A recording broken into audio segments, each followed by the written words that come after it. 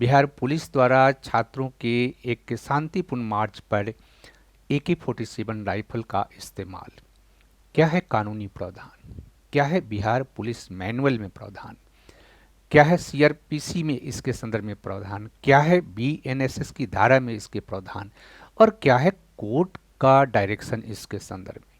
यानी हम इसके कानूनी, संवैधानिक और न्यायिक पक्षों पर बात करेंगे, न कि एक सामान्य घटना के रूप में, क्योंकि BPSC का जो एग्ज़ाम है उस BPSC के करंट अफेयर के अंतर्गत ये टॉपिक बहुत महत्वपूर्ण होने वाली है। तो इस टॉपिक के अंतर्गत सामान्य घटना क्या हुई कि बिहार में छात्रों के एक शांतिपूर्ण प्रोटेस्ट पर एक पुलिसकर्मी ने AK-47 राइफल से 4 राउंड गोलियां चलाई। राइट? क्या यह उसके अधिकार में था? क्या AK-47 राइफल के द्वारा शांतिपूर्ण प्रोटेस्ट पर, नागरिक प्रोटेस्ट पर, छात्रों के आंदोलन पर गोली चलाने की अनुमति है? तो बिहार में पुलिस का व्यवहार जो है बिहार पुलिस मैनुअल के द्वारा संचालित होती है। राइट? बिहार पुलिस मैनुअल में जो SOP है उस SOP के अनुसार अगर शांतिपूर्ण मार्च हो रही है, नागरिक आंदोलन हो रहा है या छात्रों का प्रदर्शन हो रहा है, तो AK-47 राइफल का इस्तेमाल ऐसे प्रोटेस्ट में नहीं किया जा सकता है, क्योंकि AK-47 राइफल जैसे ऑटोमेटिक के जो फायर गन होती हैं उसका इस्तेमाल विशेष परिस्थितियों में किया जाता है। ये विशेष परिस्थिति क्या है कि इसका इस्तेमाल आप जो है नक्सलियों के विरुद्ध आप कर सकते हैं, क्योंकि ये नक्सलियों के विरुद्ध आप जो है इसका उपयोग कर सकते हैं। युद्ध जैसी परिस्थिति है, उस युद्ध जैसी परिस्थिति में इसका उपयोग कर सकते हैं, क्योंकि यह अनुमति दिया गया है एंटी नक्सल या VIP सिक्योरिटी जो है उसके उपयोग में, या कोई युद्धकालीन परिस्थिति हो गई है उस स्थिति में AK-47 जैसे ऑटोमेटिक असॉल्ट राइफल का उपयोग कर सकते हैं। लेकिन सामान्य परिस्थिति में आपको बिहार सरकार का पुलिस मैनुअल जो है इसके इस्तेमाल की आज़ादी नहीं देती है। राइट? उसका SOP इसके इस्तेमाल की आज़ादी नहीं देती है, क्योंकि यह हथियार जो है ये स्पेशल पर्पस के लिए है, ये नागरिक आंदोलनों के लिए नहीं है। नागरिक आंदोलन के संदर्भ में तो BNSS का जो प्रावधान है उसके 163 से 166 जो धारा है, उस धारा के अंतर्गत आप देखें कि 163 से 166 के अंतर्गत कार्यपालिका मजिस्ट्रेट को आदेश जारी करने की शक्ति है। 189, 191 के अंतर्गत अवैध भीड़ को तीतर बितर करने का प्रावधान है, और धारा 192, 194 के अंतर्गत बल प्रयोग की अनुमति केवल आवश्यक स्थिति में है। उसी तरह से आप देखिएगा CRPC 1973 का जो पुराना कानून है उसमें धारा 129 के अंतर्गत अवैध भीड़ को तीतर बितर करने का आदेश है।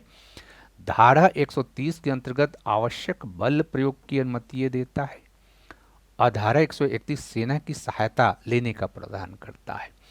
अगर कोई ऐसा आंदोलन होता है, उस आंदोलन को नियंत्रित करने के संदर्भ में जो बिहार पुलिस मैनुअल है, जो BNSS की धारा है, जो CRPC की धारा है, ये सभी जो है स्पष्ट रूप से AK-47 के इस्तेमाल का प्रावधान नागरिक आंदोलनों में, सिविल प्रोटेस्ट में, छात्र आंदोलनों में, इस तरह के प्रोटेस्ट में नहीं देते हैं। राइट?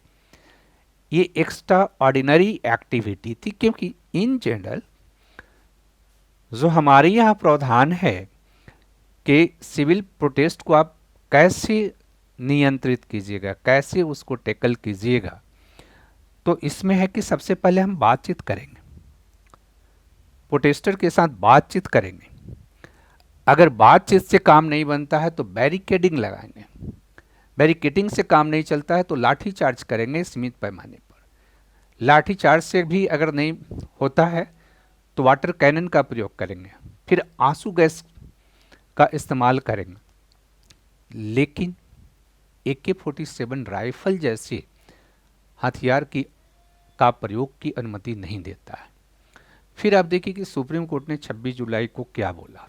सुप्रीम कोर्ट ने कहा कि अब छात्रों के या शांतिपूर्ण आंदोलन या किसी तरह के नागरिक के जो आंदोलन है, नागरिक प्रोटेस्ट है, सिविल प्रोटेस्ट है, उसमें आपको बल प्रयोग की वैसी आज़ादी नहीं है कि आप उनको आतंकवादी समझें, आप उनको नक्सलवादी समझें और उसके अकॉर्डिंग जो है आप व्यवहार करें। तो इसलिए ये जो घटना है, ये बिहार पुलिस ऐसे ही विवादित रही है। कई ऐसी घटनाएं बिहार में हुई है, जैसे काउंटर है ना, अपराधियों का काउंटर। अपराधियों का काउंटर भी एक तरह से गैर कानूनी वर्क है और इसके लिए भी बिहार पुलिस चर्चा में रही है। हालांकि इस घटना के बाद है ना, बिहार पुलिस ने कार्रवाई की है, बिहार पुलिस ने निलंबन किया है। जो पुलिसकर्मी था उसको निलंबित कर दिया गया है, फिर उस पर विभागीय जांच की जा रही है, कानूनी कार्रवाई की जा रही है और फिर उस पे उसे दंडित करने का प्रावधान किया जाएगा। बट ये जो घटना है बीपीएससी के दृष्टिकोण से, बीपीएससी की अगर आप तैयारी करते हैं तो उसके दृष्टिकोण से इस घटना का क्या महत्व है, ये क्यों इम्पोर्टेंट है? ये इसलिए इम्पोर्टेंट है कि बिहार पुलिस मैनुअल से जो क्वेश्चन है, ये क्वेश्चन बन सकती है क्योंकि बिहार पुलिस मैनुअल का बिहार में लगातार दुरुपयोग हो रहा है ना।